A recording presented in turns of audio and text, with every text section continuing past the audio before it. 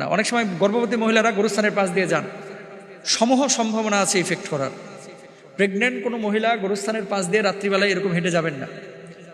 এবং এটা পরীক্ষিত একটা বিষয়। ওই যে শীতকাল, এখন পিঠা বানাবে অনেকে, তেলের পিঠা, ভাপা পিঠা, এই সেই পিঠা, এই পিঠা টিঠা বানায়া তৈলাক্ত জিনিসগুলোকে অনেক সময় ব্যাগে করে নিয়ে গোরস্থানের পাশ দিয়ে যায়। এটা করেন না।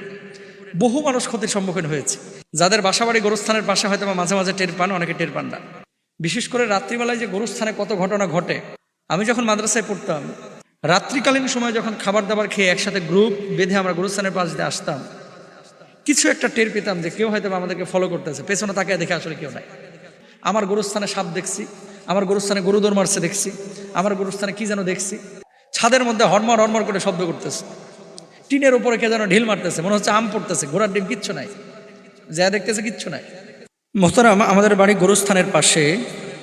তো রাত্রিবেলায় গোরস্থান থেকে কেমন যেন শব্দ আসে। সেই সাথে মাঝে মাঝে আমরা জানালা খুললে দেখতে পাই যে সাদা একটা অস্তিত্ব, কখনো গাছের উপরে, কখনো গাছের নিচে। মনে হয় যে কাফন পরা আছে, কিন্তু স্পষ্টভাবে চেহারা দেখা যায় না। গোরস্থান থেকে রাত্রিবেলায় এরকম গোংরানো আওয়াজ বা সাদা অস্তিত্বের বিষয়টা, এটা কিভাবে দেখেন এবং এটা কি আসলে ভালো কিছু না খারাপ কিছু? আমরা তো ভয় পাই, জানলা খুলি না। এমত অবস্থায় আমাদের করণীয় কি? প্রশ্নটি করেছেন আবু হানিফ, হাতিবান্ধা, লালমনিরহাট থেকে। খুব ইম্পর্ট্যান্ট একটা বিষয়। বিশেষ করে রাত্রিবেলায় যে গোরস্থানে কত ঘটনা ঘটে। যাদের বাসাবাড়ি গোরস্থানের পাশে হয়তো মাঝে মাঝে টের পান, অনেকে টের পান না। গ্রাম অঞ্চলে বেশি দেখা যায়। এমন এমন শব্দ হচ্ছে, বাচ্চা কান্না করতেছে, এরকম শব্দ, অথচ জানলা খুলে দেখেন কিচ্ছু নাই। আবার জানলা লাগায় শুইছেন কম্বলের নিচে, আবার দেখতেছেন কান্নার আওয়াজ। এমনটা হয়।